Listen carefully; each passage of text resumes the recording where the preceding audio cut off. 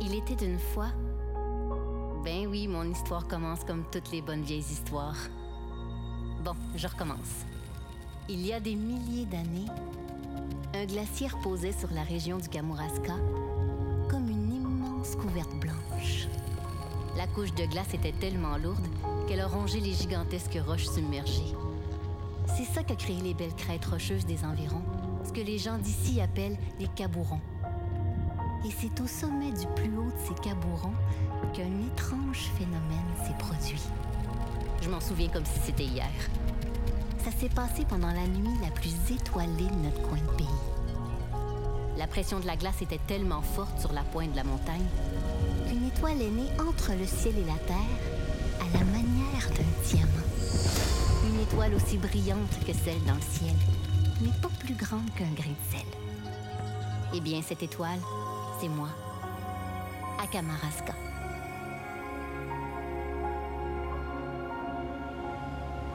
Tranquillement, pas vite, le glacier s'est mis à fondre. J'ai dérivé peu à peu comme une bouteille à la mer jusqu'au bord du fleuve, le beau, le grand Saint-Laurent. Je sentais que le courant allait m'emporter loin de chez nous, trop loin à mon goût. C'est là que je me suis réfugiée sur la berge dans les herbes hautes. La chute m'a sonné comme faux. Je voyais des étoiles, pas de farce.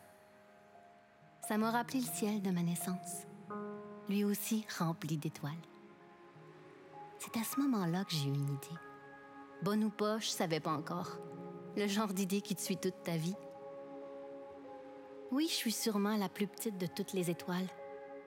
Mais un jour, je vais briller autant que la voûte céleste au grand complet. Bon, comme je disais, j'étais vraiment sous le choc.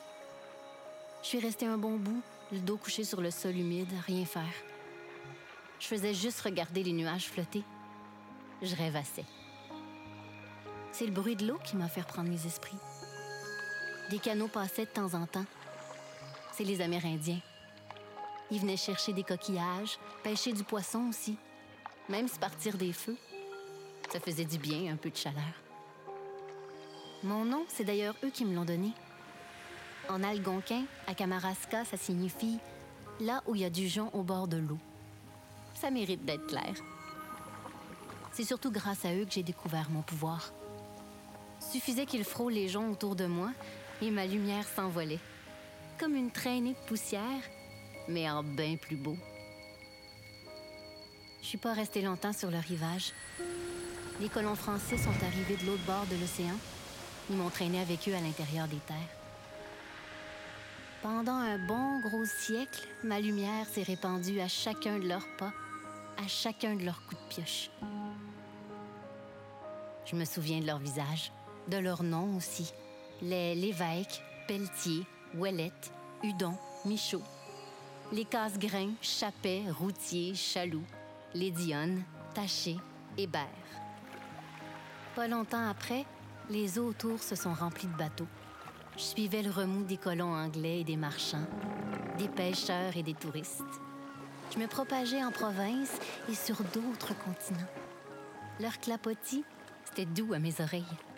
Faut dire que la rumeur ambiante était vraiment bonne. J'étais la saveur du jour, comme le beurre du Kamouraska en partance de Saint-Denis de la bouteillerie qui s'exportait partout dans le monde. Le gros soleil en pleine face, l'air salin plein les poumons. Ça donnait le goût d'en profiter, de rester là, les bras croisés, rien faire. Mais j'étais pas prête à laisser tomber mon plus grand rêve. Ça fait que j'ai retroussé mes manches. Puis je me suis mise à l'ouvrage avec les pionniers canadiens-français. À force de labeur et de sueur, ils ont construit des aboiteaux. C'est un genre de digue pour freiner les crues d'eau salée et élargir les champs plus près de l'eau. Génération après génération de cultivateurs, ils ont réussi à dompter le paysage pour faire pousser du lin, du blé, de l'orge, de l'avoine. Pas surprenant que la première école d'agriculture du pays a vu le jour à la Pocatière. Puis moi, je grandissais avec chaque pouce. Tout allait tellement bien, j'ai fini par baisser mes gardes. Puis, bang! Je me suis fait frapper de plein fouet par un méchant coup de vent. Le vent de la modernité. Je me suis retrouvée à la case départ, clouée au plancher, comme après la fonte du glacier. mais j'avais pas dit mon dernier mot. Je me suis retournée, je me suis étirée et je me suis collée au chemin de fer. Puis quand j'ai vu un train se pointer le bout du nez, je me suis projetée derrière le dernier wagon. J'ai profité de l'aspiration pour voyager le plus loin possible. Je soufflais un peu mieux. Dans le fond, je suis pas plus bête qu'une autre. Si la recette marche avec les trains, elle va aussi marcher avec tout ce qui roule. J'ai fait du pouce avec cette idée-là, comme on dit. Je me suis fait tirer par les voitures, les camions et les autobus. J'ai filé à toute allure à travers la région.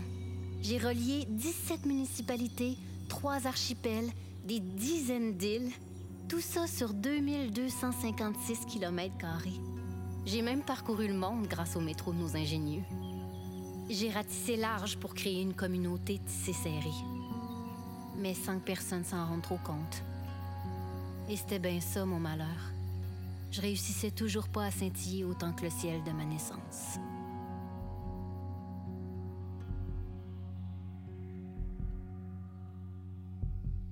Essoufflée. Je commençais à être essoufflée. Et j'étais prise avec un méchant paquet de questions. Est-ce que je vais finir par y arriver? J'ai trop brûlé la chandelle par les deux bouts, c'est ça? Comment je vais faire pour la raviver, ma petite flamme en dedans? Pour trouver mon air d'aller, fallait que je souffle sur mes braises. Puis pour ça, j'avais un besoin intense d'inspiration. Ça fait que je suis partie visiter tous les artistes que je connaissais. Il y en a pas mal dans le coin. Puis je me suis demandé, un peintre, dans le fond, comment ça travaille? Ça crée un tableau à coups de pinceau, pas vrai? Ben moi aussi, je vais peindre mon monde, un brin d'herbe à la fois. Ça me prendra le temps qu'il faut.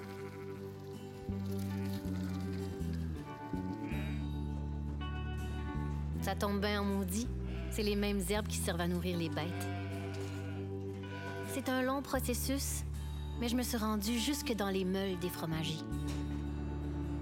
En même temps, je mettais en lumière la culture de nos ancêtres. Mais à ce rythme-là, ça aurait été long d'éclairer toute la région.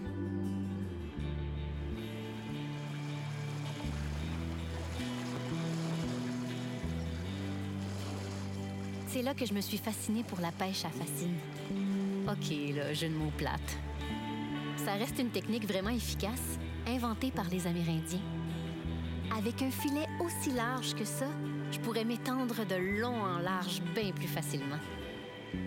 Puis comme c'est rendu une tradition familiale, j'en ai profité pour me transmettre des plus vieux aux plus jeunes. À force de côtoyer des anguilles, j'ai connu un éclair de génie. J'avais déjà entendu parler des scientifiques qui travaillaient dans le bois dans le haut pays. Je me suis camouflée dans des petits champignons. Puis je les ai attendus, sans dire un mot. Bzzz. Un petit choc électrique, comme l'autre sorte d'anguille, là. C'est comme ça que je suis passée de leurs doigts à leur cerveau. Je les ai même suivis jusqu'à leur laboratoire. J'ai fait beaucoup de temps supplémentaire. Je contrôlais leurs pensées jour et nuit. Là, c'était le temps d'attaquer l'autre côté du cerveau. Beau temps, mauvais temps, je courais après les mélodies. Je me collais aux ondes dans les airs.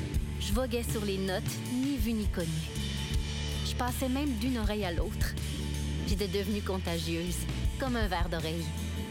J'avais vraiment repris mon envol.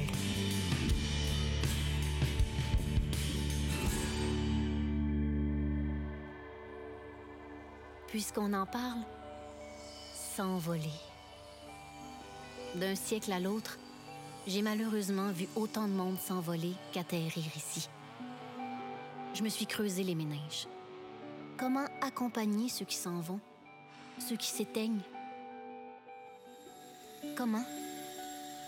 Ben, en trouvant la bonne paire de mains, à la fois forte et délicate, pour leur fabriquer des urnes, aussi belles que solides, et avec notre bois. Ça m'a permis d'éclairer leur passage d'un monde à l'autre. Je suis devenue comme leur lumière au bout du tunnel.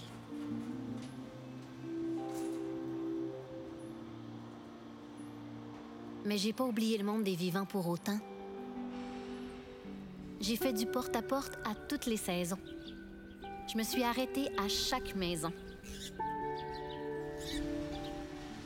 J'ai semé sous chaque toit des lueurs d'espoir, comme le rêve de rescaper un vieux manoir pour lui redonner son éclat d'antan. Dans le fond, j'ai toujours voulu faire rayonner notre patrimoine. Comme dernière cachette, je me suis servi de tous les ingrédients possibles et inimaginables que je pouvais trouver. J'ai mis la main à la pâte, j'ai charmé les papilles des âmes de passage et j'ai teinté leurs souvenirs gourmands. Pendant toutes ces années-là, j'ai gardé en tête la même quête: faire briller mon monde autant que le ciel de ma naissance. Et la solution, je l'ai finalement trouvée en observant les poètes. Eux, ils ternissent le papier avec l'encre de leur crayon. Moi, je vais écrire avec ma lumière dans le ciel. Non, sur la galaxie. Bah, à travers l'univers. À chaque jour, je suis le même plan de match. J'attends que la nuit tombe, et quand la ligne d'horizon disparaît dans le noir, je prends tout l'espace que je peux pour écrire avec ma lumière. Et de la lumière, j'en manque pas. J'en ai accumulé dans toutes mes parcelles de terre, à travers toutes les années, chez tous les Kamouraskoises et les Kamouraskois. Ma lumière, je l'ai ramassée dans le clocher de Saint-Denis et dans la croix de Saint-Bruno, dans la rivière de Saint-Joseph et dans le sirop de Saint-Germain, dans les champs de Sainte-Anne et dans les fermes de Sainte-Hélène, dans les pruniers de Saint-André et les pommetiers de Saint-Gabriel, dans la meunerie de Saint-Philippe et le pont couvert de Saint-Onésime, chez les soudeurs de Saint-Pascal et les artistes de Saint-Pacôme, dans les couleurs de Mont-Carmel et les méandres de Rivière-Ouelle, dans le berceau de Kamouraska et le collège de la Pocatière, et sans oublier chez les enfants de Saint-Alexandre. Puis vous autres? Oui, vous autres qui me regardez, là. Ayez pas peur, je vous ai pas oublié. Vous faites partie de mon plan depuis le début. Un plan que j'ai tricoté au fil du temps. Je vous ai piégé dans la toile de mon histoire. Je vous quitterai plus jamais, au grand jamais. Avec la lumière qui vous tombe dessus, vous êtes maintenant porteur de mon étoile. Je compte sur vous autres pour la faire briller, aujourd'hui et demain, ici et ailleurs, pour toujours et à l'infini.